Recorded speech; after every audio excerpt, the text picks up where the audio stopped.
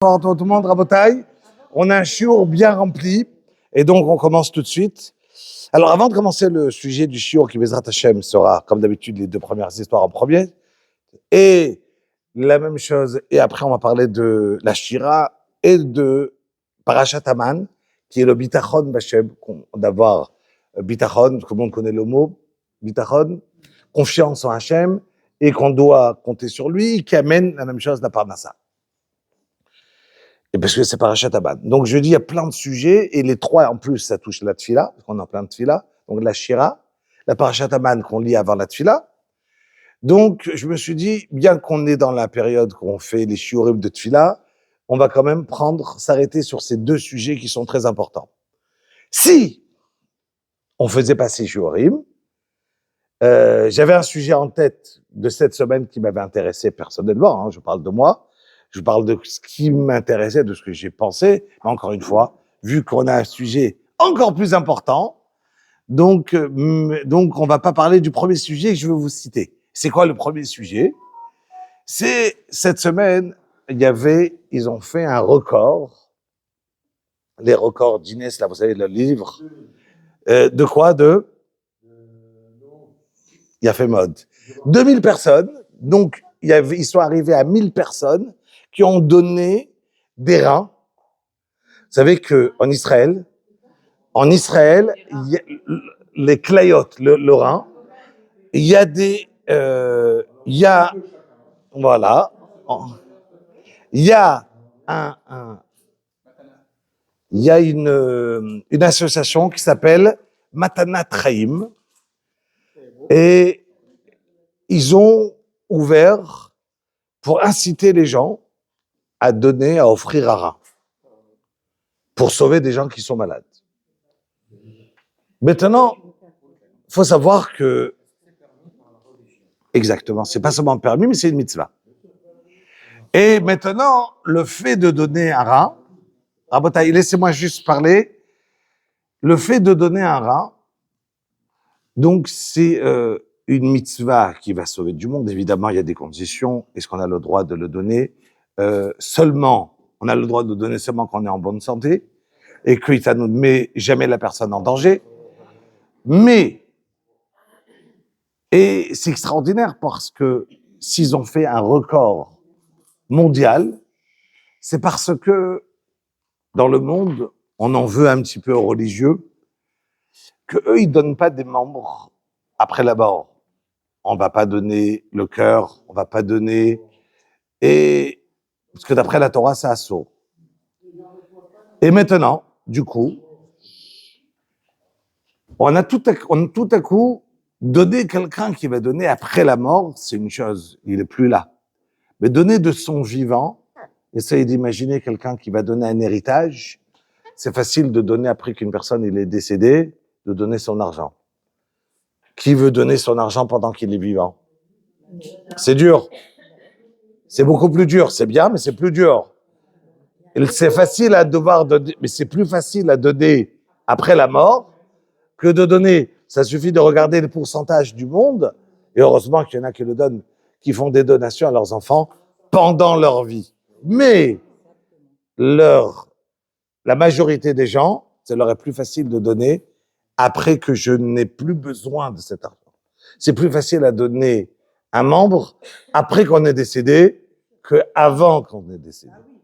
Du coup, si vous regardez, quelle est la Keïla, on va dire, le monde qui va donner le plus au monde, je parle, vis-à-vis du nombre, évidemment. On est à peine très très peu dans le Ham Israël. C'est, en pourcentage, je parle, on a gagné tous les records de personnes qui vont donner des reins.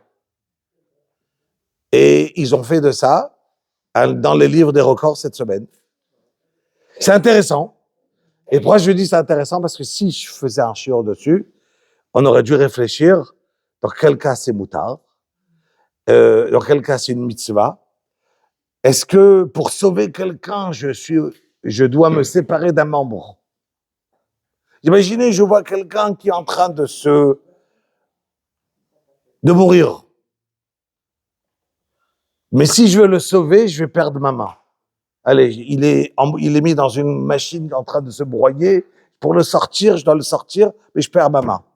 Est-ce que j'ai une obligation de perdre un membre pour donner la vie à quelqu'un? Pourquoi pas? Je ne crois pas qu'on réfléchisse. Je parle quand je réfléchis à tête froide. Je parle pas quand je réfléchis pas. Je parle quand je réfléchis. Mais je ne parle pas quand je réfléchis pas. Je parle quand je réfléchis, quand je suis à tête froide sur une table et que je suis pas dans l'action. Et je demande quelle est la halakha dessus, pas quelle est que je redemande. Je parle des reins. De donner un rein, c'est donner un membre. Est-ce que de donner un membre, c'est exactement, tout à fait, tout à fait. Ça veut dire de donner un membre qui n'est pas vital, comme un rein, comme une main. Non, un seul sur deux n'est pas vital. Mais je parle de sauver quelqu'un en prenant ma... Mais je parle de sauver la main. Non, non, non, tu n'as pas compris. J'ai dit, je vais le sauver. Il est en train d'être broyé dans une machine. Et quand je vais le sortir, je vais perdre ma main parce que je l'ai sauvé. C'est ce que j'ai dit. J'ai dit dans un cas où je vais sauver une personne, mais pour le sauver, je vais perdre une main. Est-ce que le fait de sauver quelqu'un en perdant un membre qui ne me met pas en danger, attention. Parce qu'elle a dit la droite ou la gauche. Que la main. Je parle dans un cas où il ne perd que sa main. Il est en train de mourir, et une personne, il vient le sauver, et en le sauvant, il va perdre un membre. Quelle est la rabotaille? Dans chaque chose, il y a une halakha. Si la même. C'est quelqu'un d'accord de donner des reins, est-ce que c'est une va, pas une va? Je crois qu'il faut réfléchir avec nous. Parce que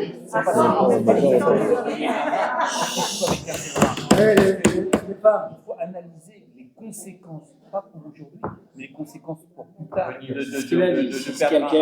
Je ne parle que dans un cas où la personne qui va donner un rein, il est en très bonne santé, il a 20 ans, il a 30 ans, une personne... J'avais 20 ans. 20 et quelque chose d'années, j'ai perdu un rein. Mais aujourd'hui, je vois qu'il y a déjà quelques années, on nous interdit certains médicaments parce que, par exemple, le Voltaren, anti-inflammatoire, on voit que c'est important de ne pas avoir besoin de ça. Interdit.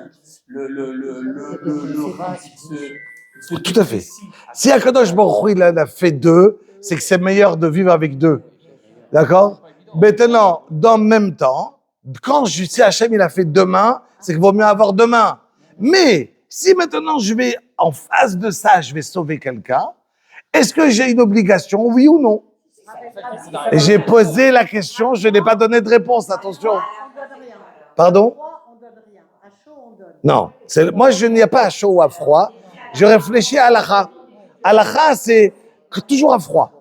Ça veut dire quand je suis là à halakha, je ne suis pas dans pleine action maintenant. Je suis assis en face de mes livres et je réfléchis. Qu'est-ce que la Torah me demande? Non, maximum une personne n'a pas de ça. Maximum une personne n'a pas de ça. C'est pas de différence. Alors à bataille, venez, puisque j'ai dit que c'était pas mon chiour, vous avez compris que c'est juste intéressant, mais pour entrer dans une réponse pareille, ben voilà, et pour entrer dans une réponse pareille, il faut réfléchir. C'est pas un débat, c'est écrit. Donc le débat, voilà. Nous, on a besoin de regarder, et des marlocotes dans l'histoire. Il faut comprendre aussi que ce qui a été écrit sur des reins, il y a la halakha il y a 50 ans, n'est pas la même halakha aujourd'hui. Il y a 50 ans, quand quelqu'un y donnait un rein, il était en danger de mort. Aujourd'hui, la médecine fait qu'il y a pratiquement rien. Je crois qu'ils ont compté sur les dernières années, un qui est mort en donnant un rein. Un seul. D'accord? Je parle à long terme d'une personne qui est une personne. Il existe une loi en France où quand un mort, ils ont le droit de prélever ceux qui veulent. À part si on a décidé le contraire. Tout à fait. Mais là, je parle de la vie. Là, je parle de son vivant d'une personne. Il vient et il va décider est-ce que oui ou non. Donc, Rabotaï, vu que ce n'est pas du tout le shiur de ce soir, Mais c'est juste parce que ça m'a interpellé, j'ai travaillé dessus. Ça m'a travaillé à moi cette semaine. D'accord? Et ça m'a travaillé. Non, ben oui, parce que c'est travaillé dessus mais personnellement. J'ai vu cette photo, ça m'a interpellé. Et du coup, on va arriver à réfléchir. Par exemple, je donne non plus pas la réponse, c'est la suite du shiur de ce que je viens de commencer. Quel est le din si est-ce que j'ai le droit de transgresser Shabbat pour sauver la vie de quelqu'un? Tout le monde sait. Mais si maintenant, je ne transgresse pas Shabbat pour quelque chose qui est imminent, je vais transgresser Shabbat pour quelque chose qui va arriver dans 10 ans. Est-ce que j'ai le droit, oui ou non? Non. Ça veut dire que quelqu'un qui va aller maintenant apprendre médecine et qu'il a besoin d'être médecin, on lui donne un stage et qu'il doit transgresser Shabbat pour devenir médecin parce qu'il a besoin de devenir aujourd'hui cardiologue ou autre, d'accord? Et que pendant aujourd'hui, il va sauver quelqu'un après, mais aujourd'hui, la personne a sauvé, il y a plein de médecins, donc je peux pas devenir médecin. D'accord. Ah non? Non, là, c'est Dora qui a dit. Ah non, bah, ils sont quand même obligés de... Mais vous avez dit il y a 1 minute qu'on n'a pas le droit de transgresser Shabbat pour dans du futur. Pour les médecins. Non, aucun. Pour aujourd'hui, quelqu'un qui est déjà médecin, pour sauver. Et pour quelqu'un qui doit sauver pour dans 2-3 ans, Mais comment on va le savoir? qui aurait étudié pour exercer aujourd'hui, si maintenant je dois exercer pour après, donc j'ai maintenant, il n'y a aucune raison qui aujourd'hui, Alors, les il y a aucun- quand il y a aujourd'hui un problème, on n'hésite pas. Mais si maintenant je parle pas de quelque chose qui est aujourd'hui, je parle de médecin, de quelqu'un qui a, je parle aujourd'hui,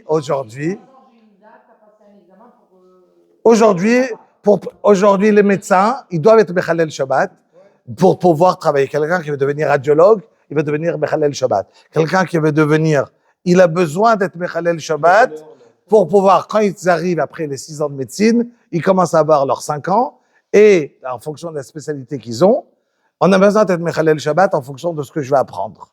Si je vais apprendre à être ophtalmo, mais c'est une chose, pardon, en France je parle en France. Ah, ça c'est un autre problème. Effectivement. Je parle, quelle est la question? Oh, je parle évidemment Chutz Laaretz. Non. En Israël, il n'y a pas de Chilul Shabbat pour ça. On n'est pas obligé d'être Mechalel Shabbat. Ils ne t'obligent pas à faire, à être Mechalel. Aujourd'hui, en Israël, ils prennent des non-juifs pendant Shabbat. Ils n'obligent pas les étudiants à faire pendant Shabbat. Mais je parle en France. Rabotaï. Ok, on y va. On reprend. Exactement. L'introduction, elle était longue. Waouh. Pardon? Mais c'est un problème de Emouna, c'est un problème de Shabbat, donc savoir comment je gère et qu'est-ce que j'ai le droit à faire. Donc quelqu'un qui veut commencer médecine, si vous devez commencer médecine, n'hésitez pas à venir en parler avant. Donc, voilà. Yalla Rabotaï, on y va.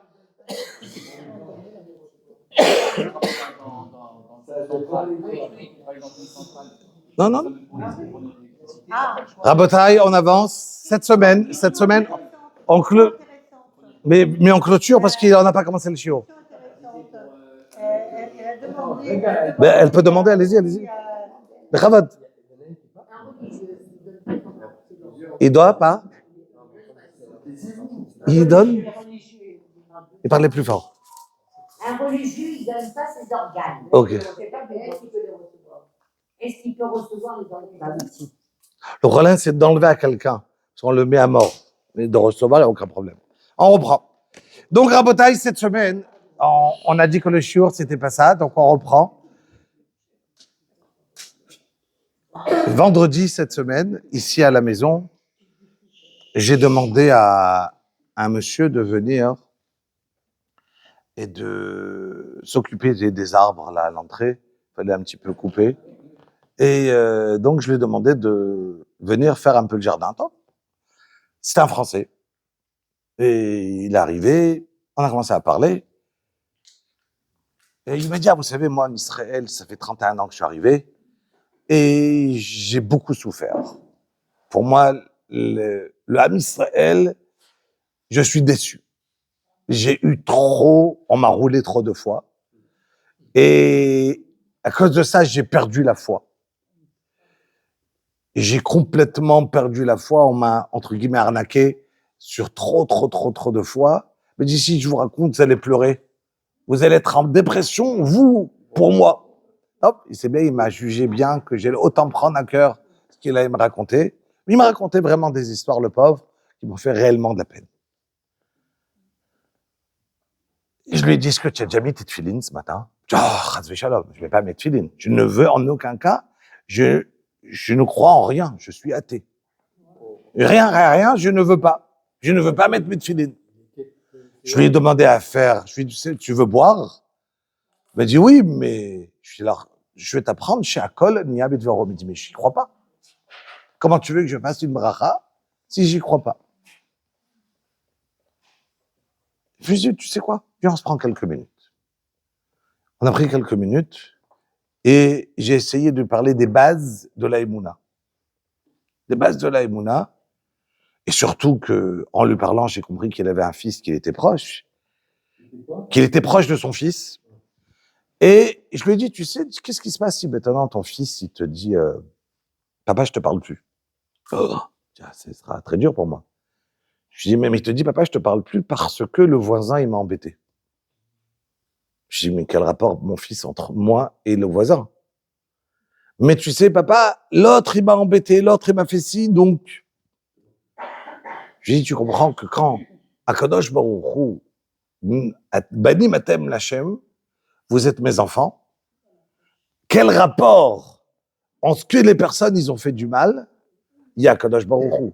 C'est vrai qu'Akadosh Baruch Hu, il dirige le monde d'un côté, mais l'être humain, il a son libre arbitre. D'un côté, l'être humain, il a ses capacités de faire du mal.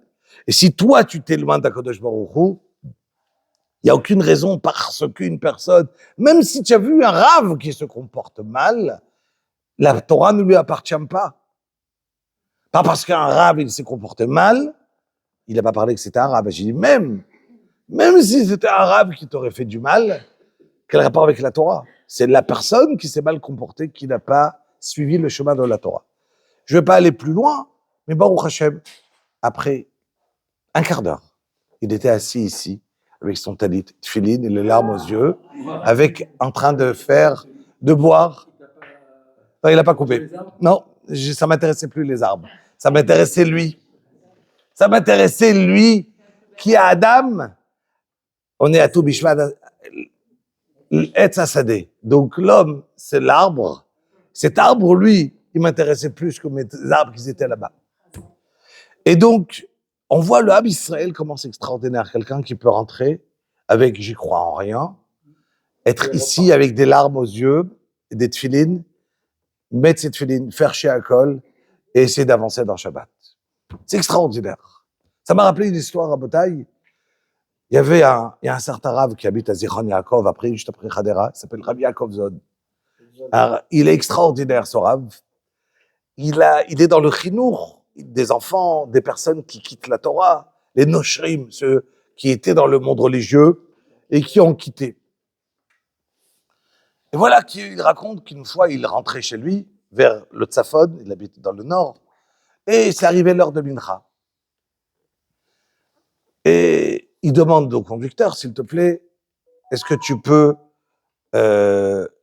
m'arrêter dans le chemin, en bas de côté, la voiture, il était conduit avec un monsieur qui le prenait. Il lui a dit, voilà, son taxi, on va dire son driver, est-ce que tu peux, s'il te plaît, t'arrêter sur le chemin? Je vais faire mincha. J'ai dit, pas de problème, il s'arrête. Le Rav, il fait mincha. Et pendant qu'il fait mincha, il entend quelqu'un qui sort d'un pavillon juste à côté, qui commence à s'énerver. Bouge d'ici, bouge. Qu'est-ce que tu fais? T'es chez moi. Il finit sa Hamida, il se retourne, il s'excuse, désolé, je savais pas que c'était cette partie-là devant chez toi, elle t'appartient. Et là, il s'énerve, il a envie de le frapper, mais il le frappe pas, mais il est très énervé. Le Rav, il lui dit, vraiment, je m'excuse, mais je te pose juste une question. À ta manière de t'énerver, tu t'énerves pas sur, c'est ton terrain. Tu n'arrêtes pas de me répéter comment j'ai fait pour prier chez toi. qui te dérange, c'est ce que j'ai prié. Si je m'étais arrêté maintenant pour papoter, pour parler, ça t'aurait dérangé? Je dis non, c'est la prière. Je dis ah bon, pourquoi? Et écoute, moi je suis un Bachour Yeshiva d'avant. Et j'ai mal tourné dans les yeshivot, j'ai tout lâché. Et aujourd'hui, quand il y a un rave qui se met chez moi en train de faire la tfila, ça m'énerve. Je peux pas le voir. Je peux pas avoir une chose pareille.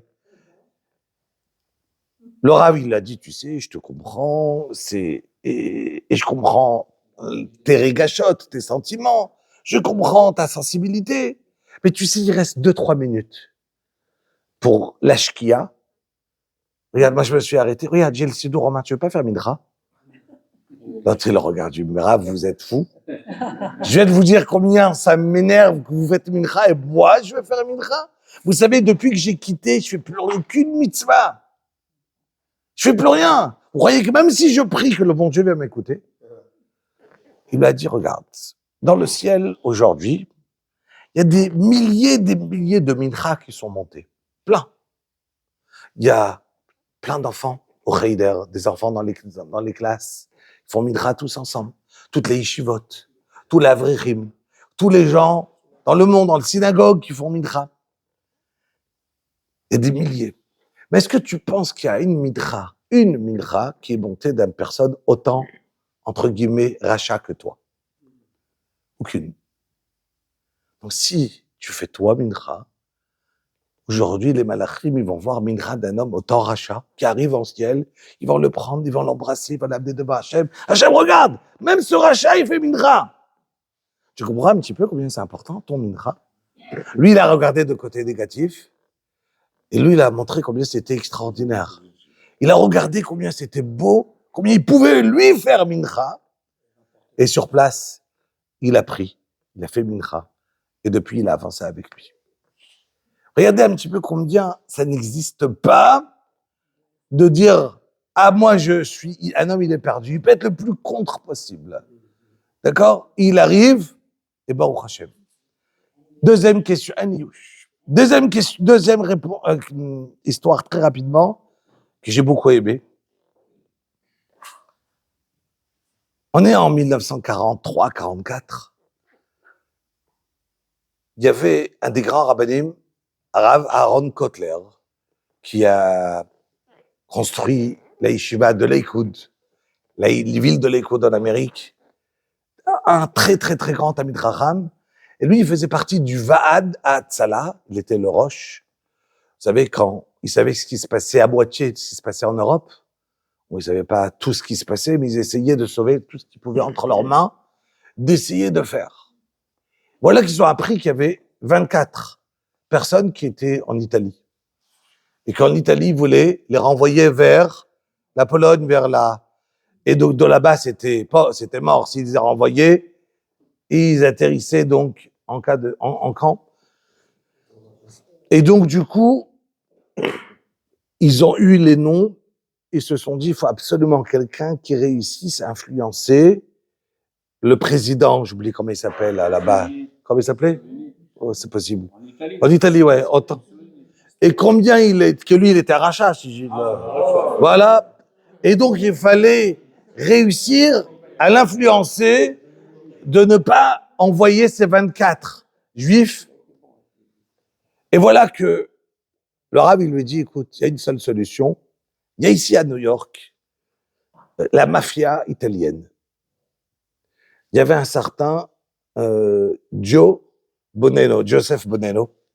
Il y avait 5 familles, vous savez, qui étaient des familles et le parrain des 5 familles, c'était un certain Joe Bonello.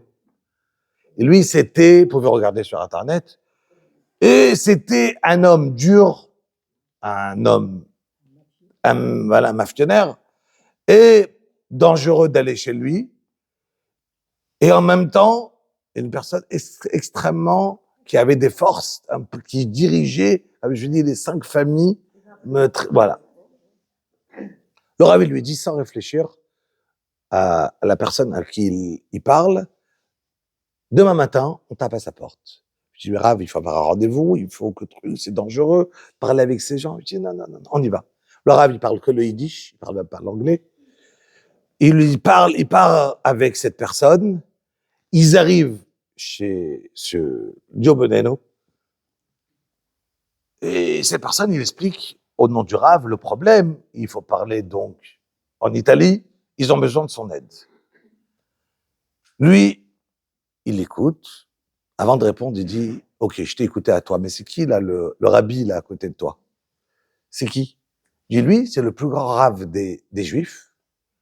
Et il m'a accompagné pour appuyer la demande. C'est lui qui demande, c'est moi qui parle, parce que c'est moi qui parle l'anglais.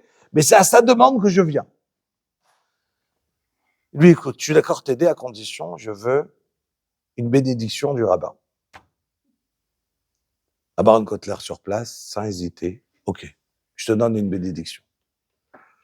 Il lui a dit, tu auras une longue vie et tu mourras sur ton lit. Il a rigolé. En tant que mafionnaire, il sait qu'aucun parent n'a réussi à vivre longtemps. Ils se sont tous fait descendre. Comme lui, il a commencé à 26 ans. Ils ont descendu ceux d'avant. Il savait très bien que il a pas de. Donc il a rigolé sur la bracha. Et il dit Alvaï en 2 mots, Amen. Et il a aidé. Dans les 2 semaines après, ils ont été sauvés. Ces Juifs extraordinaires. Très bien. L'histoire, elle s'est finie. Passe 20 ans. Un jour à la yeshiva de l'Eikoud. Erev Tov. Un jour à la yeshiva, tu es le 10e homme. Tu vois, tu as amené la Kadosh Baruch Hu avec toi, la Shrina. Et voilà que passe 20 ans, une limousine qui s'arrête à la yeshiva de l'Eikoud, 2 hommes, 2 mafionnaires qui descendent et qui demandent à parler à Rav Kotler. On appelle le fils de celui qui était avant, le père il était déjà décédé. Et il dit, voilà, on veut te parler. Ils vont le parler. Il dit, voilà, notre père, il est déjà vieux. Il s'est rangé, il a eu ses mis. C'est nous les dirigeants aujourd'hui de la mafia. Nous, on est 3 frères, nous les 2 frères. On dirige la mafia aujourd'hui italienne. À New York, c'est nous. Mon père, il est déjà vieux. Et il dit à tout le monde la raison qu'il est vivant, c'est à cause du rabbin juif. Ouais. Et ce rabbin, sa bracha, alors, elle est extraordinaire, à savoir qu'il est mort à 97 ans. Quand il est mort en Arizona, le procureur général d'Amérique, il a dit c'est la première fois qu'il y a un parrain comme ça de la mafia qui va mourir sur son lit tellement longtemps. Ça n'est jamais arrivé. Et les enfants, ils viennent, ils disent voilà, mon papa, il a reçu une bracha, nous, on est d'accord de payer énormément de l'argent à la yeshiva, mais on veut une bracha de Rav Kotler, que nous aussi, on va vivre longtemps. Et qu'on n'aura pas de problème. Le Rav Kotler, il a compris qu'il était en problème, d'accord, parce que voilà, c'est la mafia. Et alors, il a commencé à expliquer tout simplement qu'il n'était pas grand comme son père.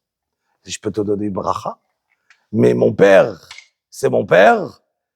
Et moi, je n'ai pas la force dans la bracha de te donner, bien que c'est un très grand, il est encore vivant aujourd'hui, hein. C'est un très grand ami de Raham.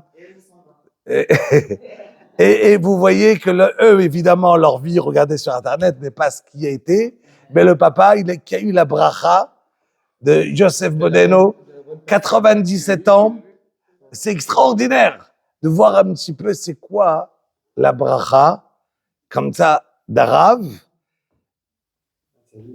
Exactement. Et bien que cette personne n'était pas le grand sadique, ce Joseph Boneno, d'accord? Donc lui, en haut, il a dû avoir ce qu'il a dû avoir, mais dans ce monde-là, il a été ma'amin à une bracha, et ça lui a donné le srout de vivre jusqu'à 97 ans et de mourir dans son lit normal. Ok. Béchalach Paro Rabotai, on a 2 grands sujets aujourd'hui, extrêmement importants, et je vais essayer d'aller plus rapide sur la Shira et plus dans le Bitachon Bachem, qui est très important. Il arrive. Comme Nachon. Alors, Vaï Beshalach Parot Ha'am. Voilà, on se retrouve à la sortie d'Égypte, à Botaï. Et Akadosh Baruch Hu, il va pas juste vous faire les psukim en rapide. Akadosh Baruch Hu, il va pas faire sortir le Ham Israël par le chemin normal, afin qu'ils ne vont pas qu'ils vont voir les guerres, vouloir retourner en arrière. Et Akadosh Baruch Hu, voilà, je saute rapidement parce que je vais le faire en quelques minutes. Il y a ce nest-là extraordinaire de Kriyat Yamsouf. Am Israël arrive devant la mer. Am Israël, certains commencent à crier. Ils commencent à crier mal. Ils ont peur. Normal, non. Après qu'Akadosh Baruch Hu, il les a tellement sauvés. Et Vaïreou Maod, Vaïtsakou, Bnei Israël al Hashem. Ils ont dit, certains. Et d'avoir peur, c'est une chose, mais de parler avec insolence de certaines personnes, pas tout le monde heureusement, c'est la Torah, elle différencie entre. Ils ont eu peur, beaucoup. Parler que quelques-uns. Quelques-uns ont dit, est-ce qu'il manque des tombeaux en Égypte pour nous amener à mourir ici? Alors, laisse-nous travailler en Mitzrayim, on est très bien là-bas. N'ayez pas peur.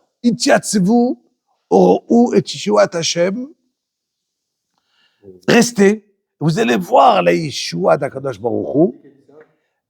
Moshe Elaham, au nom d'Akadosh Baruch Hu. Hashem ilachem lachem. Hashem, il va se battre pour vous. Ve'atem tacharishon. Et vous taisez-vous. C'est extraordinaire. Les Mefarshim d'ici, ils apprennent que on veut gagner à la guerre, tais-toi la tefila. Hashem ilachem lachem. Tu veux réussir à l'armée, tais-toi pendant la tefila. Hashem ilachem lachem, mais à condition que Atem tacharishon. Vous savez que il y a eu des grands gdolim qui ont dit des phrases très, très, très dures après la Shoah. Les rabbanim ashkenaz qui ont souffert tellement de la Shoah et qu'ils ont vu que très, très peu du peuple juif, sfarad, ont souffert. Que ce soit au Maroc, qu'on a été sauvés, que ce soit dans d'autres endroits qu'il y a eu, évidemment, en Grèce, il y a eu des endroits qu'il y a eu, mais minime par rapport à... Voilà, mais minime par rapport à ce qu'il y a eu dans le monde ashkénaze de 3 millions en Pologne. Ils ont dit qu'on a été sauvés, nous, les Sfaradim, parce que la tefila d'un Beth Knesset Sfarad, ça parle pas. Hashem ilachem lachem, ve'atem tacharishun. Allez-y voir les tfilotes d'avant, les anciens, et combien vous regardez aux Ashkenaz d'avant, encore une fois. Je ne parle pas des yeshivot. Aujourd'hui, voilà. Ça veut dire qu'aujourd'hui, les yeshivot, il y a eu un chizouk énorme, mais je ne parle pas des yeshivot du Limoud. Je parle au niveau du Amcha Israël. Vous parlez des gens simples. Dans les choules, vous partez chez les Sfaradim, ça ne parle pas. Il y a du silence. Et ce silence-là, il était, malheureusement. Ça veut dire qu'aujourd'hui, c'est plus dur à éduquer les enfants. Mais mettez-vous en tête que Rabotaï, je fais la tefila aujourd'hui. Il y a ici, à côté, Arabe, où je crois qu'on se retrouve juste à côté de temps en temps. Il n'y a pas un mot dans la tefila. Pour Yosef, ici à côté, il n'y a pas un mot dans la tefila. Il n'y a pas un mot. Et les Am Israël, ils sont restés Gdoshim, à faire attention. Mais il faut le savoir. On ne parle pas pendant Kaddish. On ne parle pas dans une tefila. Si j'arrive dans une choule et je parle, où je vais aller pour prier. Donc, Hashem ilachem lachem, ve'atem tacharishun. Il y a des moments où il faut crier, il y a des moments où il faut faire. D'abord, le béné Israël, ve'Israou. Ça veut dire, il faut être ma'amin, des fois, à Kodesh Baruch Hu, Mais ça suffit pas la émouna dans le cœur. Il faut une action, la montrer. Fais-le. Comment tu vas faire? Tu vas rentrer dans la mer. Maintenant, c'est quoi le problème rentrer dans la mer? À Israël, on est habitué à donner notre vie, à monter des milliers de kilotes. Ils sont montés sur le bûcher pour ne pas devenir chrétiens. Quand ils ont été capables de donner leur vie pour la Torah. Comment ça se fait qu'à Israël, ici, ils sortent? Il n'y a que Nachshon ben Aminadav qui va rentrer en premier. Je veux vous dire une chose. C'est très dur de vivre dans le Kiddush Hashem. C'est beaucoup plus dur de mourir. C'est beaucoup plus facile de mourir. Quelqu'un, il se donne une fois à sa vie, c'est très facile. Entre guillemets. Attention, c'est pas facile. Je dis entre guillemets. Mais si je mets sur les deux côtés, quelqu'un qui donne sa vie pour la Torah, c'est une fois. Quelqu'un qui vit à chaque instant de sa vie pour la Torah, c'est beaucoup plus dur. Beaucoup plus dur de vivre une vie de Torah que de donner sa vie pour la Torah. Donner sa vie pour la Torah, c'est une fois. On donne, une personne elle est décédée, fini. Vivre à chaque... Oui et non. Le Ham Israël, on est arrivé, grâce à Abraham Avinu, que des kéhilotes entières, simples, des gens les plus simples, ils ont été capables de sauter dans le bûcher, dire que c'était des gens qui faisaient des avérotes. Des gens qui sont rentrés à Auschwitz, ils criaient Shema Israël, Hashem Elokeinu, Hashem Echad, même s'ils étaient les pires des chilonim avant. Ils rentraient au moment du Hémet, le Ham Israël, il a été capable de dire non, moi je m'arrête, je suis pas là. Il y a des histoires sans fin. Je peux te raconter l'un Saint-Testament qui m'ont dit d'après leur dans la tête de personnes qui ont vécu pas comme juifs, mais qui sont morts comme juifs. Ça veut dire qu'ils ont dit au moment du Hémet, Nachon, je ne suis pas quelqu'un qui a vécu comme dans la Torah, mais si on me demande de renier ma religion, non, je suis juif, je suis Ham Israël. Je suis là, ils étaient incapables de mourir. Et ça, c'était toute la période du Klal Israël, c'était ça. Toute la période. Nachon, mais eux, ils étaient tzadikim en soi-même. Eux, ils étaient tzadikim. Mais, eux, ils étaient tzadiks. Mais je parle même des personnes qui n'étaient pas tzadiks. Le Ham Israël, le 7 octobre, des personnes qui étaient à Nova. D'accord? Faut les voir comment ils ont fait tchouva. Comment ils étaient en train de crier Shema Israël. Et c'est extraordinaire. Ça veut dire qu'une personne qui en lui-même, aujourd'hui, il était en plein Simchat Torah en train de danser. Mais quand il est arrivé au moment du Hémet de donner sa vie, je me lève ma vie à Hakadosh Baruch Hu. Il criait Shema Israël. Ça veut dire que le Ham Israël, au fin fond de lui, il est or, il est propre. Donc, c'est... Je ne savais pas ce qui se passe chez les gens. Moi, j'ai été très surprise de voir autant de jeunes filles que je rencontrais partout dans Ashkelon et de les voir migrer. Tout à fait. Mais 100%, tout à fait. Ça veut dire qu'ils font de mitzvot, mais qu'ils ne sont pas mouchlam, ils sont pas, mais qui gardent des mitzvot et que, tout à fait, mais qui gardent Tarat HaMishpacha, qui peuvent garder l'essentiel de Shabbat à la maison, mais, et qui n'ont pas d'un autre côté ni tzniut ni rien du tout, mais derrière ils vont être en train de garder les points clés d'être juif. Ouais. Donc, je reprends. Ce qui est beaucoup plus dur, c'est pas de mourir pour le Kiddush Hashem, c'est de vivre en Kiddush Hashem. Et ça, c'est 100 fois plus dur. C'est à chaque instant de devenir. Et donc, Ham Israël, il est demandé de partir, pas de mourir maintenant. Parce qu'ils savent qu'ils vont être sauvés. Mais de rentrer dans la mer en sachant qu'ils vont être sauvés, c'est encore plus dur. Donner leur vie, c'est une chose. Mais de rentrer, de marcher dans l'eau, comme si je marche sur la terre ferme, en disant ça va se couper, c'est très dur. Ça veut dire que quelqu'un, il voit le Nes, c'est une chose. Quelqu'un qui a besoin de vivre un Nes sans le voir, c'est encore plus dur. On va y arriver, on en reparlera. Et voilà que Ham Israël rentre. Toute la nuit, il y a un vent. Ce vent, il est là pour, en même temps, cacher le Nes. Et Ham Israël, il rentre dans la mer, tout le monde connaît. Eux, ils rentrent, HaKadosh Baruch Hu, il vient, il les embête, leurs roues qui vont se casser. Ils ont peur, ils croient qu'en retournant en arrière, ils vont être sauvés. Et là, Moshe Rabbeinu, il remet la mer. Et Am Israël voit comment les Mitzrim, ils vont mourir. Et non seulement ça, ils vont voir qu'Akadosh Baruch Hu, il va punir chacun en fonction de combien lui, il était rachat. Chacun ne sont pas morts de la même manière. Un, il est mort Kaoferet. Un, il est mort Kakash. Un, il est mort Kaaven. D'accord? Quand vous dites la Shira, comment vous la dites? Az Yashir Moshe. Alors venez, juste, on va y arriver d'abord. Venez. V'rov ge'onera taros kamera teshalach onera yochlemo kakash. Kakash, ça veut dire qu'ils sont tombés dans l'eau, ils se sont noyés comme de la paille.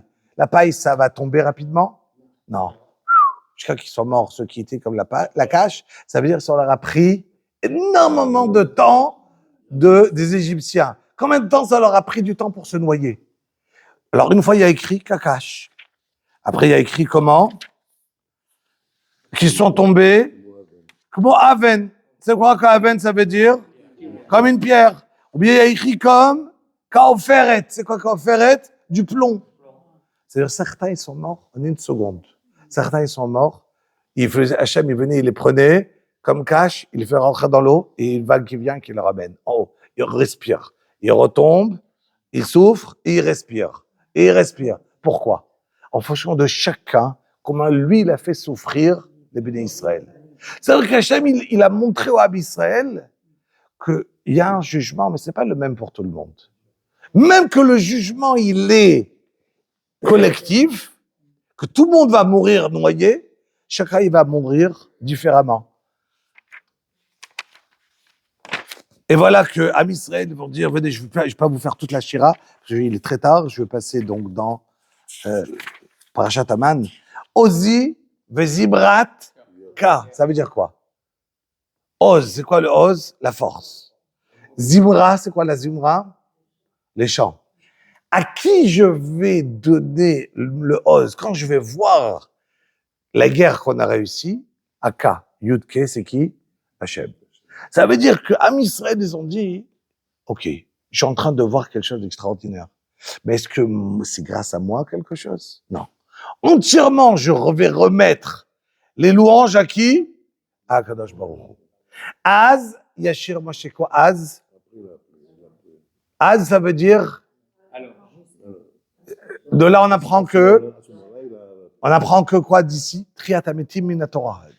D'où on sait que Az, il y a écrit Az, Yashir. C'est quoi Yashir? Il chantera. On aurait dû dire Az, Char, il l'a chanté. Pourquoi il y a écrit Yashir Moshe? Il chantera. Ça veut dire que de là on apprend que de la Torah, elle vient et elle te dit, tu sais, il y aura la résurrection des morts. D'où on le sait? D'ici. Az, Yashir Moshe. D'accord? Donc ça veut dire, Rabotai, que non seulement, pardon, On s'applique déjà à vivre. mais la Torah nous apprend, que tu sais que tu vas pas seulement vivre, il y aura le Olam Haba et il y aura aussi Triat Ametim. Donc, c'est magnifique à voir chaque mot de la Shira, mais on n'a pas le temps. Et juste on avance, Am Israël finit, et voilà que ils vont marcher, ils n'ont pas de quoi boire. Et après, ces 3 jours de là, on apprend quoi? Ils ont marché 3 jours sans avoir de l'eau. Sans avoir de l'eau. D'où on sait qu'il faut lire Kriyat Torah tous les 3. Jamais passer 3 jours sans lire ta Torah. Ouais. D'où on sait que il faut manger les 3 séoudotes de Shabbat, vendredi soir. Toi le sais, on va apprendre. Yalla, on y va. Venez, on avance rapidement, mais comme j'ai dit, l'essentiel de mon shiur, c'est maintenant. Donc, on le commence et en rapide. Am Israël arrive et ils vont encore une fois certains demander une certaine chose pas correcte et certaines choses correctes. Am Israël dit, voilà, on est sorti de l'Égypte dans le désert. Ils ont passé 1 mois. Leur pain qu'ils ont fait sortir d'Égypte, c'est fini. Ils n'ont plus de pain. Ils demandent du pain et ils demandent de la viande. La viande, Hachem n'accepte pas la demande. Pourquoi? Parce que premièrement, Il y a des animaux. bravo, il y a des animaux, donc il n'y a pas besoin d'avoir cette demande. Chacun, ils sont sortis avec plein d'animaux. Deuxièmement, on n'a pas besoin de manger de la viande pour se rassasier. Essentiellement, c'est du pain. Donc, Akadosh Baruch Hu, il dit, voilà, la viande, je vais vous la donner le soir, quand vous n'avez pas le temps de la préparer. Mal. Vous avez demandé mal, je la donne mal. Mais le pain que vous avez demandé bien, qui est important d'avoir du pain tous les jours, je vais vous le donner bien. Et ça va être la manne.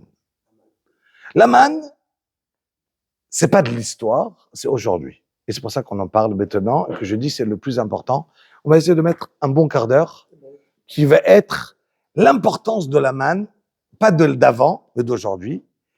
Et chaque fois, je vous dis, c'est un cours important.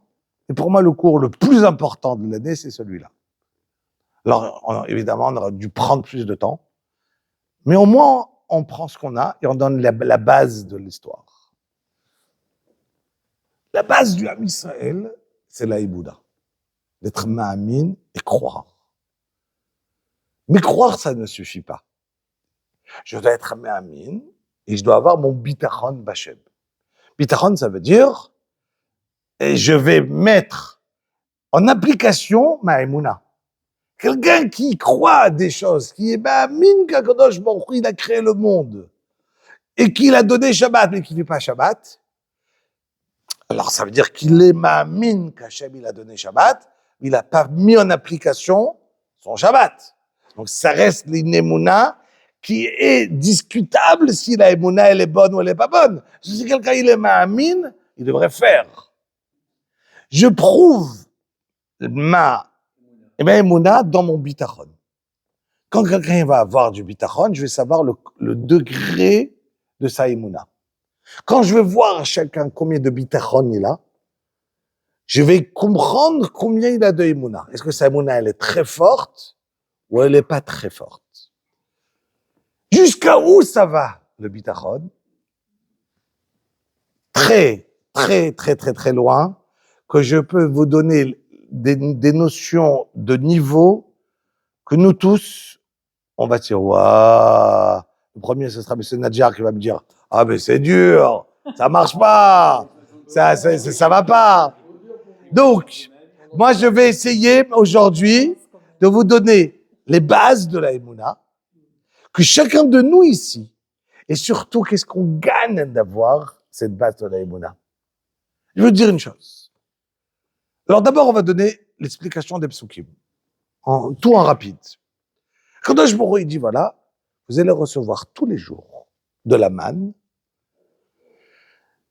et pas une fois par mois, et pour tous les jours. C'est-à-dire qu'un jour, tu peux te dire, je suis en plein désert, si je n'ai pas de main, je peux mourir de faim.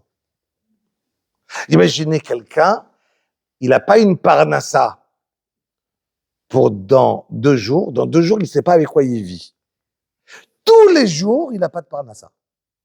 Tous les jours, il doit lever les yeux vers le ciel. Hachem, donne-moi. Ça veut dire la notion d'avoir un compte en banque, une épargne, c'est tout le contraire de la manne. La notion de dire, ah, tu sais quoi, je garde pour ma retraite, je garde pour après, je garde pour demain. Ça n'existe pas, garder pour demain. Et c'est ça qu'Hachem, il a mis pendant 40 ans. Celui qui a reçu la manne, le jour même, tu prends, et ce qui reste, ça va fondre. Personne n'a le droit de garder pour le lendemain. À part Shabbat. Maintenant, ce qui est intéressant, c'est qu'il y avait tout le monde la même mesure. Combien c'était? Omer, Asirita Omer. Une mesure. Avec quoi on fait aujourd'hui? On va faire la Frashatrala, c'est ça la mesure. Chacun devait partir, récupérer la manne en fonction de comment il était tzaddik, si c'était en bas de la porte ou un peu plus loin. Combien il devait travailler pour la récupérer? Tous les mêmes choses. C'est-à-dire que si tu arrives, tu prends une cuillère, tu le mets dans ton ustensile, tu rentres à la maison, combien tu avais? La mesure du Homer. Tu travailles, tu ramènes 3 sacs, tu as travaillé pendant 2 heures, tu arrives à la maison, combien tu as? La même mesure du Homer. C'est-à-dire, Hachem, il a prouvé, il a dit, ça ne dépend pas en fonction de ton travail, ça dépend en fonction de ce qui a été fixé.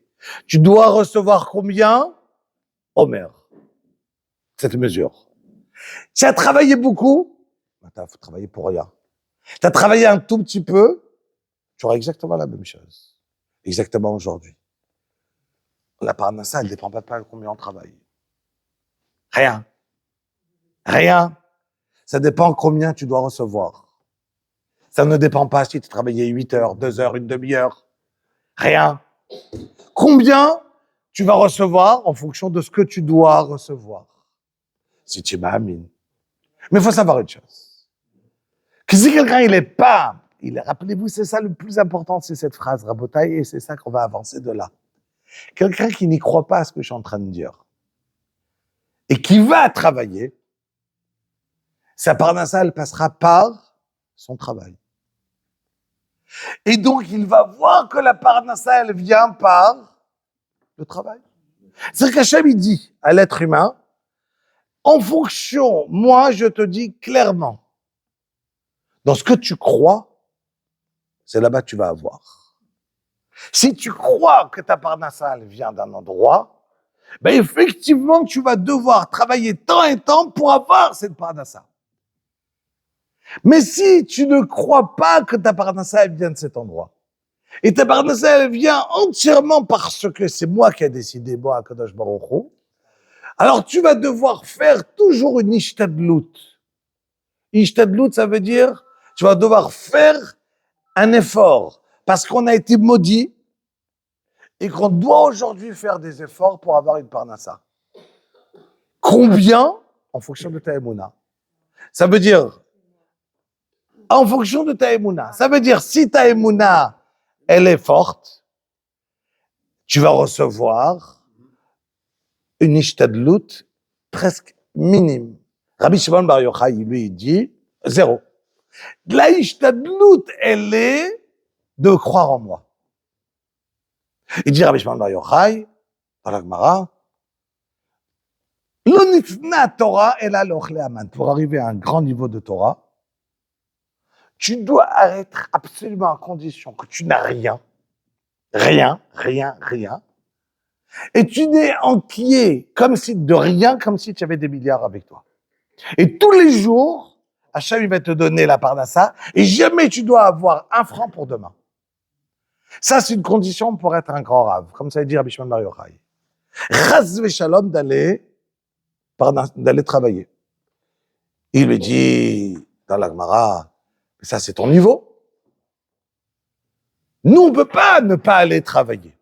Parce que toi, Rabbi Shimon Yochai, tu es arrivé à ce niveau où tu es capable de ne pas travailler et d'être autant serein comme si tu avais 1 milliard avec toi. Puisque nous, on n'est pas à ce niveau-là, on doit, oui, travailler quelque chose. Quelque chose. Combien? En fonction de chacun. Combien? En fonction de la émouna de chacun. Si la émouna de chacun, elle va être toute petite. Rafetz Chaim, il a dit sur lui, une demi-heure par semaine.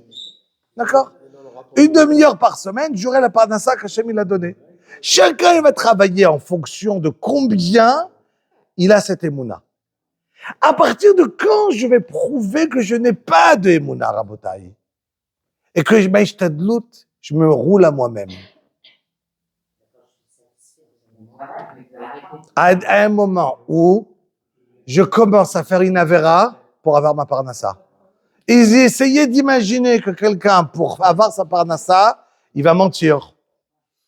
Imaginez que pour avoir une parnassa, je vais être commercial, je vais commencer à t'embobiner pour te raconter une histoire. Ça veut dire que quoi? Que ta parnassa, tu comptes plus sur le bon Dieu, parce que si c'est sur le bon Dieu, tu peux pas. Imagine qu'un homme, il n'a pas le temps d'aller faire mincha, shacharit, mincha, arvit, avec minyan pour avoir sa parnassa. Comment c'est possible? Hachem, il n'a pas créé l'homme pour ne pas être à la tfila. Imaginez qu'un homme, il n'a pas le temps d'aller étudier la Torah pour avoir une parnassa. C'est possible? C'est impossible. C'est-à-dire que c'est pas possible. Ça veut dire que tu n'as pas compté sur Akadosh Baruch Hu et tu as dit, ah, qu'est-ce que tu veux que je fasse? Faut bien que je vive, non? Et donc, je vais aller travailler. Je parle pas de ceux qui vont travailler Shabbat. Je parle pas de ceux qui vont travailler quand c'est assourd. Je ne parle pas de travailler, de rouler une personne. Chaz v'shalom. Tout ça, ça prouve à 100% qu'on n'est pas Ma'amin en Kadosh Baruch Hu. Mais si quelqu'un, il est Ma'amin en Kadosh Baruch Hu. D'accord? Alors, ça veut dire qu'il a très, très, très bien compris que toute la raison qu'il va aller faire, sa ishtadlut, ce qu'il est en train d'essayer de faire, c'est que parce que Akadosh Baruch Hu m'a demandé que je dois faire une ishtadlut. Parce que Hachem, il m'a maudit. Et que Hachem, il a dit qu'il faut faire une ishtadlut pour pouvoir avoir une parnassa, bezéat, apecha, tochal lechem. On doit travailler pour avoir une parnassa. Maintenant, chacun, il va recevoir sa parnassa en fonction de son mazal, lui, de combien lui va recevoir, combien lui. Maintenant, comment je peux casser ma parnassa? Quand je vais aller travailler. Parce que je vais dire à Akadosh Baruch Hu, je vais avoir ma parnassa par mon travail. Et donc, si Hachem te dit, très bien, alors il faut travailler pour cela 24 heures par jour, tu ne l'as pas fait. Mais tu ne l'as pas fait. Donc, toi, tu es parti, tu as travaillé maintenant 8 heures, 10 heures, 12 heures, et tu te dis, ouais, il me manque de la parnassa. C'est normal ce que tu comptes dessus. Mais si tu n'avais pas travaillé, tu aurais reçu beaucoup plus. Tu aurais reçu en fonction de ce que toi, tu aurais dû recevoir. Et pas en fonction de, maintenant, quand une personne, je répète, c'est quoi le klal, le plus important, c'est que la parnassa, elle va venir en fonction de ce que tu crois. De ta émouna. Donc, si tu mets ton bitachon dans quelque chose autre que Akadosh Baruch Hu, autre que Hachem, donc ça veut dire qu'Hachem, il va te dire, pas de problème, arrange-toi avec lui. Il n'y a aucun problème. Tu veux pas compter sur moi? Tu veux mettre par ton travail? Ben, tu vas devoir travailler. Donc ça veut dire, juste rabotaille, je n'ai pas fini, j'ai commencé à parler 3% de ce que j'ai envie de dire. J'ai juste dit un mot, mais juste j'ai vu qu'il y a des gens qui ont des questions. J'ai le 3/4, à mon avis, vont être répondus après, mais si vous tenez plus, allez-y. Mais sinon, on avance. Vous avez parlé pendant 5 minutes de la manne en donnant tous les qualificatifs concernant la manne, n'est-ce pas? En disant que chacun recevait exactement la même chose, que chacun avait droit à la même chose, etc. Or, ensuite, vous faites découler de ça, le fait de la parnassa d'aujourd'hui et du travail ou pas du travail. Et c'est là que je comprends pas. Alors, parce que vous n'avez pas écouté la fin du jour. Parce que alors, Parce que ça n'a rien à voir, parce que vous connaissez pas la paracha. Parce que vous connaissez pas le paracha. Non, mais il y a des Mais, gens qui n'ont pas de parnassa du tout. c'est là, vous connaissez pas la Il y a paracha. des gens qui sont pauvres, il y a des gens qui sont malheureux, qui sont Ok. dans la misère. Mais ça n'a aucun rapport avec ce que j'ai dit. Ça n'a aucun rapport avec ce que j'ai dit. C'est aucun rapport avec ce que j'ai dit. Non. Alors je reprends. Yomer, alors juste pour sauter, mais pour arriver juste à une phrase, à la fin de Parashat Aman, Akadosh Baruch Hu, il dit à Moshe Rabbeinu,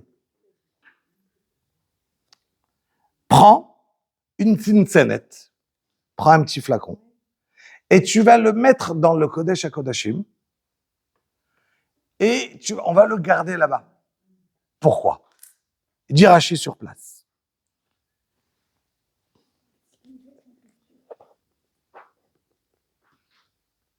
Bimei Irmiyahu, au temps de Jérémie. Kshaya Irmiyahu mochicham aman atem oskim batorah. Il venait, il leur disait, pourquoi vous étudiez? Il n'y avait pas la Torah. Partez tous travailler. Les kolélim, ils sont vides. Évidemment, ils étudiaient, mais pas assez. Vem omrim, naniach melarteinu venasok batorah, bechad nitparnes. Comment vous voulez qu'on arrive tous au kollel, qu'on va étudier la Torah? Et la parnassa, elle sera avec quoi? Si on va tous au kollel, ça tombe du ciel. Otzi lahem tzinzenet aman. Il est parti, Irmiyahu Hanavi. Il leur a sorti la tzinzenet aman. Il a dit, Moshe Rabbeinu, il a dit, ne croyez pas que la manne, c'est une histoire d'avant, c'est une histoire de chaque génération. À Barlem, Ador, atem, re'u dvar Hashem, shib'u lo ne'emar, ela re'u. בזה נתפרסו אבותיכם, הרבה שלוחים יש לו למקום, להכין מזון ליראיו. הקדוש ברוך הוא, il était une fois, c'était par de la manne qui tombait du ciel, Hachem, il a plein d'envoyés, הרבה שלוחים למקום, et il ne croit pas, il te dit à Kadosh Baruch Hu, qu'il était une fois la manne, tout le temps, la même histoire dans toutes les générations, les Dorotechem. Ça veut dire que tu dois savoir que chaque génération, ça, elle a sa manne à lui. Comment on a la manne? Nes. Chacun en fonction de ce qu'il a. Combien en fonction, maintenant, combien je dois avoir ne dépend pas de mon argent. Et une personne qui va faire presque rien, il va être riche. Une personne, il aura la bracha dans ses actions. Une personne, il va faire tout ce qu'il peut, il sera pauvre. Ça veut dire que ça ne dépend pas de le travail de la personne, de la bracha, de combien il va avoir. Et ça, il peut être aussi dans la misère totale. À 100%. Si son mazal, il est d'être dans la misère totale, mais c'est ce qu'il a reçu. Attention, attention. Premièrement, il faut savoir deux choses. Mais je réponds deux points. Attendez, Rabotai, mais il y a deux choses. Premièrement, c'est extraordinaire. Je vais vous dire une chose, combien c'est beau. Si vous me demandez aujourd'hui, on parle toujours des gens qui sont en kollel, qui n'ont pas d'argent. Si, je suis statistiquement, voilà, je réussi à le dire, de manière en statistique, si vous regardez qui a le plus de maisons en Israël, c'est les religieux qui sont en kollel, ils ont tous des maisons. Tous des maisons. Est-ce que n'ont pas de maison, vous partez chez les kollelim, les avrechim, le nes de la manne, Rabotai, mais ça c'est des gens que le papa il est avrech et que le fils il est avrech et ils ont tous la maison un par un. Rabotai, des maisons qui valent 2, 3 millions. Des personnes qui sont en Israël, qui travaillent acharnées du matin, midi et soir pour arriver enfin à payer leur maison. Ils doivent travailler. Et puis, Tom, il y a des nissim. Vous partez chez l'Avrechim qui n'ont pas de poulet à la maison en semaine parce qu'ils doivent faire attention à leur paranassa. Amen. Vous partez et vous regardez une bracha. La manne, elle est extraordinaire. Il y a un kollel qui s'appelle Kollel Chazonish. À Bnei Brak, très, très, très connu. Plein d'avrechim et surtout d'avrechim âgés qui ne sont jamais sortis du kollel. À 50 ans, 60 ans, ils ont 70 ans, 80 ans, ils meurent à 120 ans dans le kollel. Toute leur vie, c'est étudier la Torah. Il y a un Américain qui est venu qui a dit à Bataille, tous les avrechim ici, à partir de 70 ans, qui ont des dettes, je prends leurs dettes. Il a cherché les avrechim qui avaient des dettes, il n'en trouvait pas. Ils ont tous marié leurs enfants. Tous leurs enfants, ils ont des... Mais je pose la question, mais comment c'est possible? La manne. Comment? Je sais pas. Là, j'ai eu un S, et là, j'ai eu un S, et là, j'ai eu ci, et là, j'ai eu ça. Extraordinaire. Le Chazonish, Rabotai. Il y a quelqu'un qui est venu chez lui, et je peux vous dire, Rabotai, je suis dans le milieu le plus, je suis dans le milieu religieux, Rabotai, et je peux vous dire une seule chose. Tout le monde autour de nous, tout le monde, ils ont des maisons et ils vivent, même quand ils vont vivre en faisant attention, ils ont une bracha extraordinaire. Et si vous me posez la question, il y a des rabbinim qui ont dit de la même, si vous voulez voir les nissim de Yitziat Mitzrayim, autant grands aujourd'hui, ça suffit d'aller voir les avrechim, ceux qui sont kollelman. Vous vous posez la question comment ils vivent, il n'y a pas de réponse. Vous arrivez, ils ont une paye simple, et vous partez, c'est des gens qui travaillent des années. Ils disent, mais comment tu t'arranges? Et comment tu t'arranges? Ils ne peuvent pas faire des économies quand je gagne 2000 shekels dans un kollel. D'accord? Je gagne 2000 shekels dans un kollel, Rabotai. Un kollel te donne des grouchim. Et vous posez la question avec quoi tu vis. Personne ne veut te dire avec quoi parce qu'il y a des décimes. Il te dit, je ne sais pas. Il y a des bracha, il y a la bracha, il n'y a pas de parole. Les parents, il est kollel comme eux. Et le grand-père, il est au kollel comme eux. Comme eux. Et la femme, à la date d'aujourd'hui, ça travaille de plus en mieux. Mais ça reste que pas tout le monde travaille. Il y en a plein qui sont ganénettes. Il y en a plein qui sont aux zéret. Ils vont arriver avec 5-6 000 shekels à la fin du mois. Tu as une famille avec. Moi, où j'habite, vous étiez avec moi à Yerushalayim, d'accord? Celui qui habite en haut de chez moi, il a Blainara 11 filles et 6 garçons, d'accord? Donc 17 enfants, d'accord? 11 filles, 17, d'accord? Un petit appartement, il n'a pas un 5 pièces, d'accord? Et chaque enfant qu'il va marier, il a une maison. Et chaque enfant qu'il va marier, vous allez me poser la question, mais comment ça marche? Comment ça marche? C'est la manne, comment elle marche. C'est simple. La manne. La émouna, Rabotai. Et quand il y a la émouna, je ne pose pas de questions. Vous pouvez voir, Rabotai, des gens qui sont la famille, et une après l'autre, ils sont autant d'enfants. Une après l'autre. Vous savez très très bien que j'ai fiancé Esti, Baruch Hashem, voilà. Il a 11 sœurs. De même, il a 11 sœurs. D'accord? La photo que tu nous as envoyée, 30% de Exact, Blainara. C'était Shabbat ici. D'accord? Et Shabbat. Non, il n'y a pas, pour l'instant, on n'a pas encore fait le fiançailles. Voilà. Parce que les parents, ils sont à Aix-les-Bains. Mais je disais, ce Shabbat, on était là. Amen. Mais Todarabah. Et vous voyez chacun qui est marié. Les parents, ils sont tous kollel. Et tout le monde a une maison. Et tout le monde vit correctement. Amen. Amen.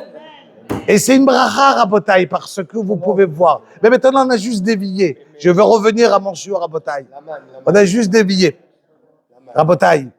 Parce que dans ce chapitre, j'ai appris qu'en fin de compte, ils ne savaient pas que le jour de Shabbat existait. Exact.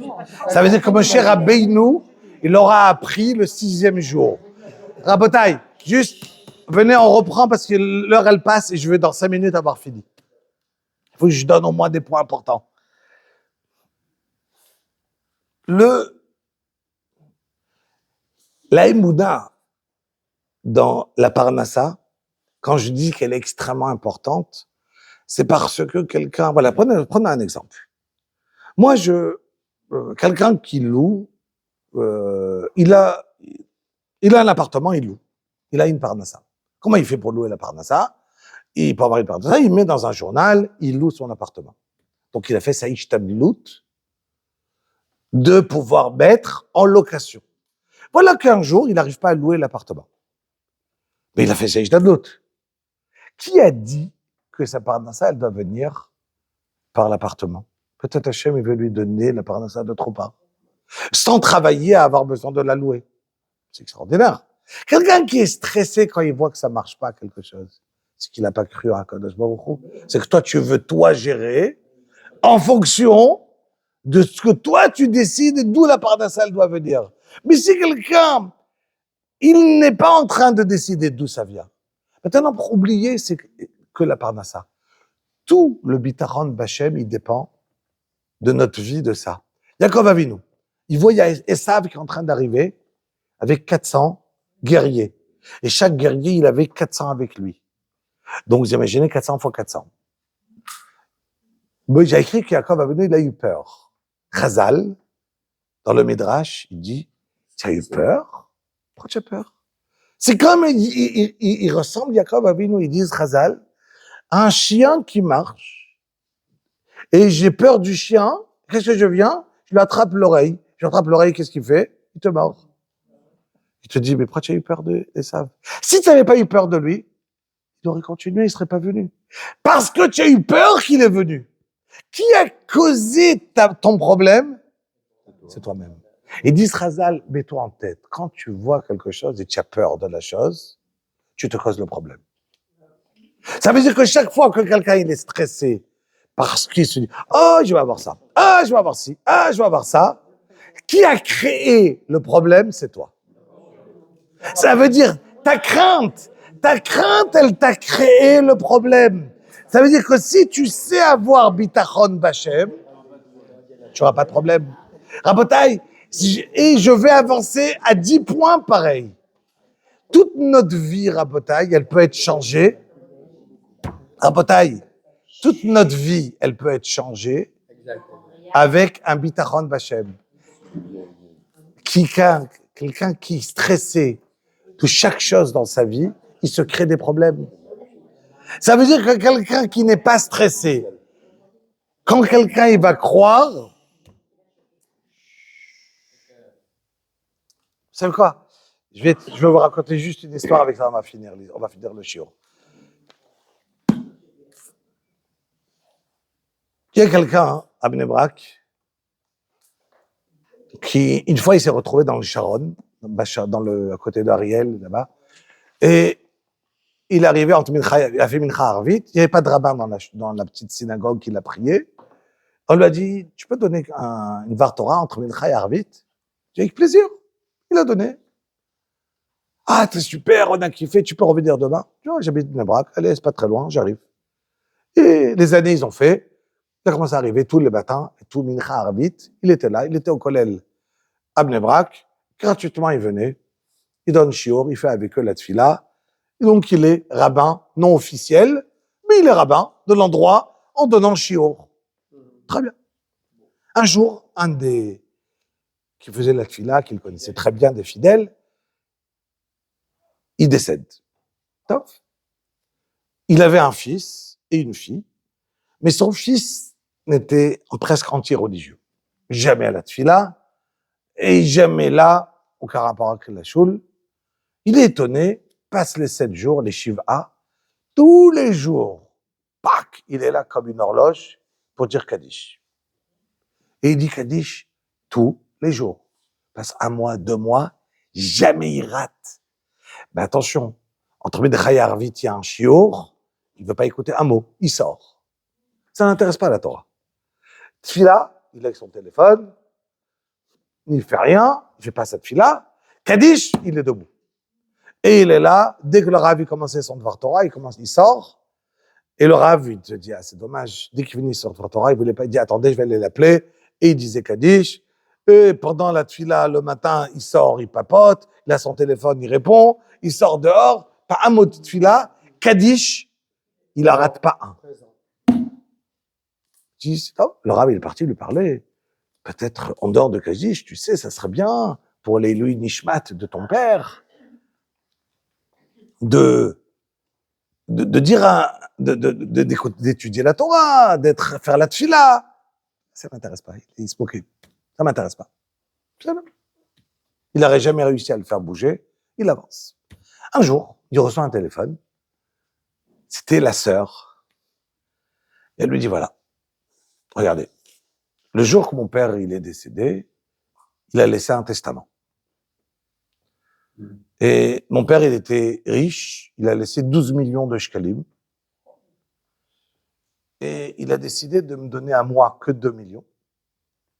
À mon frère, 10 millions. S'il fait le Kaddish. À condition que toute l'année, il va faire Kaddish et pas rater une fois. Et s'il rate Kaddish, on se partage moitié-moitié. 6 millions, 6 millions. Il dit, voilà, moi maintenant, quand j'ai entendu ce testament, moi, mon frère, je le connais, il est anti-religieux, il ne sera jamais là. Donc, c'est évident qu'il va jamais tenir. Et voilà que ça passe déjà plus de 2 mois. Il tient un Kaddish. Et moi, je trouve que c'est injuste. Je veux moitié-moitié. Donc, qu'est-ce que j'ai fait? J'ai pris un détective privé pour prouver qu'il va pas dire Kaddish. Donc, il le suit en vérité. Un qui fait la tfila chez vous, c'est un détective. On va faire ses 2 millions à payer le détective. Et j'essaye de trouver qui va le prouver qui va rater une fois un Kaddish. Et le problème, c'est que le détective, il me dit que c'est vous qui l'appelez. Chaque fois qu'il est dehors avec son téléphone, chaque fois qu'il est dehors pendant vous finissez le cours, vous l'appelez, appelez-le, on a fini le cours, Kaddish. Juste, s'il vous plaît, arrêtez de l'appeler. Je vous donne 1 million. Et je vous donne Maaser des 400, 20%, 800 000 shekels. C'est pour vous. Juste, je vous demande pas de faire de l'embêter. Juste ne l'appelez pas. Laissez-le. Quand il vient, il vient. Et s'il rate parce qu'il est au téléphone, il rate parce qu'il s'amuse, il papote dehors, c'est son problème. Et moi, au moins, j'aurais gagné mes 4 millions. Lui, il comprend qu'il a 800 000 shekels en jeu pour lui. Il a compris que l'autre, il a juste raté un Kaddish. Qu'est-ce qu'il fait? Il est parti chez Rav Steinman qui est là, d'accord? Et la première photo, et il va le voir et lui dit, Rav, voilà, qu'est-ce que je dois faire? Est-ce que je peux juste ne pas appeler, pas l'embêter, Chas Shalom, pas je fais vite pour qu'il commence. Non, juste là, je l'appelle plus. Le Rav, il a dit, mais c'est impensable, c'est pareil. Tu sais combien, c'est quoi 800 000 shekels que tu vas gagner par rapport à un Kaddish? Ça vaut 100 fois plus un Kaddish que 800 000 shekels. Il faut absolument que tu l'appelles. Il n'y a rien, il faut absolument, et toi, tu ne dois pas avoir des questions d'argent. Ça n'existe pas des questions d'argent. Tov, il a continué, évidemment, à l'appeler. Passe 1, 2, 3 mois. Lui, il est toujours là, il fait son Kaddish, il ne connaît pas qu'il sait l'histoire. Un jour, il vient chez le Rav. J'ai dit, dis-moi, Rav, tu m'appelles tout le temps. Merci. Mais tu te vexes pas que dès que tu commences un mot de Torah, je sors. Ça te vexe pas que je sors, et toi, tu fais pas attention, tu me souris comme tout va bien. Mais je t'embête pas que je suis la personne pendant la tefila avec mon téléphone tout le temps. Ça te fait rien. Tu n'es pas un être humain. Je dis, écoute, sincèrement, ça me fait de la peine que tu es comme ça. Mais, quand je sais c'est quoi l'importance de un Kaddish, je t'appelle. Et par rapport à ce que tu n'écoutes pas la Torah, Tovli, Torat, Pira, Malvei, Zahav, Vakesef. Il dit, David Abeler, la Torah, elle est beaucoup plus importante que toute l'or et l'argent. Donc moi, je donne un cours de Torah. J'offre d'ici plus que de l'argent. Si toi, tu veux pas profiter, c'est ton problème. Moi, je le donne, j'ai de la peine pour toi. Me vexer? Si je donne, à quelqu'un, il vient, il distribue des billets de 100 €, et quelqu'un, il veut pas prendre, ne prenez pas. Moi, je distribue. Moi, je propose un chiot. Celui qui veut venir, il vient. Celui qui veut pas venir, il vient pas. Il a perdu ses 100 €. Des millions d'euros, il a perdu. C'est lui qui a perdu. Moi, je me vexe que tu n'es pas venu au chiot. C'est toi qui as perdu. Pas moi qui a perdu. Le gars, il a entendu, ça l'a touché. Il dit, OK, je fais pas la tefila, mais je viens en chiot. Pour vous. Vous avez compris la suite. Forcément, dans chiot, 2 mois plus tard, il a commencé à prendre la l'alchot de Shabbat. Il a fini l'année, il a continué à faire Kaddish. Et il a continué à étudier et à changer. Quand j'ai lu cette histoire, je me suis dit, mais est-ce qu'il a donné de l'argent? Ben non. Un petit.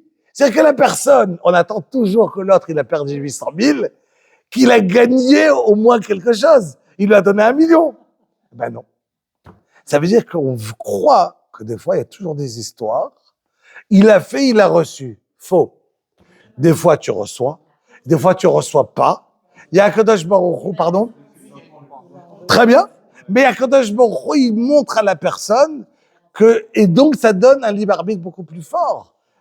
Parce que si on savait que chaque mitzvah qu'on allait faire, on allait gagner le gros lot, on aurait toujours fait des mitzvot. Je l'aurais su. Voilà. Mais si on sait que je peux être kolelban, être ma'amin à Kadosh Baruch Hu, et vivre avec rien, et des personnes qui ne sont pas ma'amin, ils reçoivent tout, ça veut dire que je peux être dans un monde. Et la émouna, elle est là. La émouna, elle est quand je ne vois pas, quand je ne comprends pas. Mais je me rappelle toujours une chose, et c'est ça qui toujours la fin de ce shiur. Celui qui veut se faire du bien, il doit être ma'amin. Qui veut pas se faire du bien, Hachem il le dit. J'ai aucun problème, tu t'arranges tout seul. Et c'est quelqu'un qui s'arrange tout seul, la vie, elle est dure à bataille. Elle est dure à bataille, et que ça soit dans la parnassa, que ça soit dans la refoua, que ça soit dans des craintes. Une personne, il a besoin d'avoir un bitachon atzmi. Mais comment je peux avoir un bitachon atzmi, une assurance personnelle, si je n'ai pas bitachon à Kadosh Baruch Hu? Parce que j'arrive dans le monde, on est perdu dans le monde. Justement, moi je tire l'enseignement de cette histoire que c'est la sœur qui n'a pas de bitachon d'Hachem. La sœur, elle s'est très mal comportée. Elle n'a pas de bitachon de d'Hachem parce que si ce qui est injuste, peut-être que Dieu va te le donner autrement. Tout à fait. Ça veut dire que cette dame-là s'est mal comportée. Elle c'est pas elle de juger. Et si son frère, en fait compte, dans le testament du papa, il a bien vu qu'en disant Kaddish, à un certain moment, ça allait lui réveiller sa neshama. Et bisrout le Kaddish qu'il a fait, puis un jour, l'enfant qui était pas dans le chemin, et combien de pères papa, ils peuvent dire une chose pareille, des enfants qui n'étaient pas dans le chemin, et qu'on n'a pas le droit de désespérer. Et qu'on ne sait pas, qu'est-ce qu'on va voir, quelle mitzvah ils peuvent faire ramener des enfants. Pardon? Avec plaisir.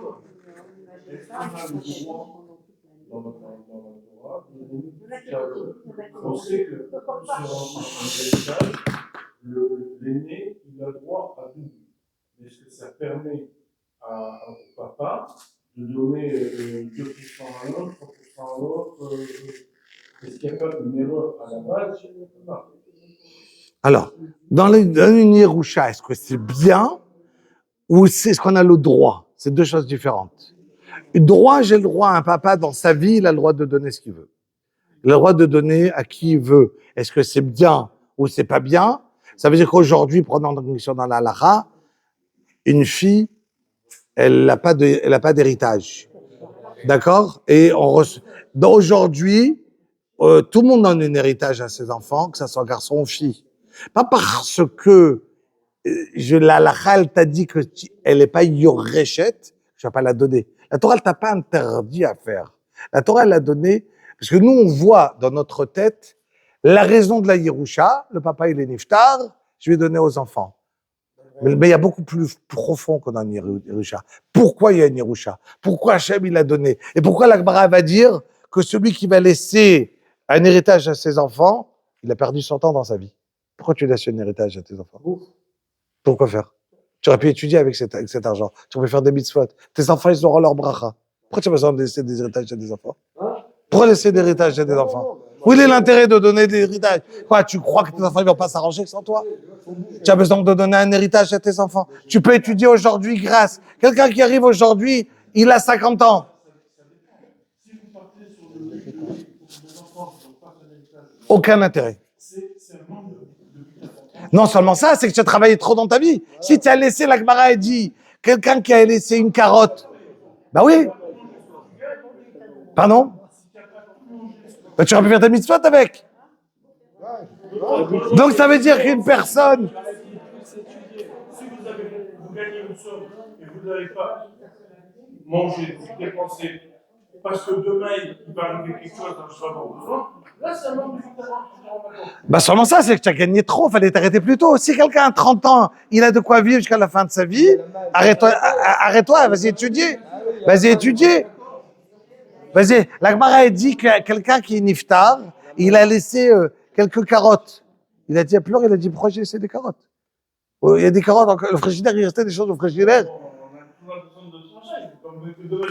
On est d'accord que ça c'est l'extrême de la notion de laisser un héritage. J'ai donné l'extrême. Mais j'ai dit, la notion de donner un héritage en soi-même, il n'y a pas besoin de laisser un héritage. D'accord? Ça veut dire que chaque personne, quelqu'un, il est arrivé chez le Chafetz Chaim, il lui a dit au Chafetz Chaim, Rav, après ma mort, je donne tant et tant à la yeshiva, vous allez étudier pour moi les Mishnayot. Le Chafetz Chaim, il a arrêté tout de suite, il lui a dit, déjà, tu donnes pas après ta mort, tu donnes aujourd'hui.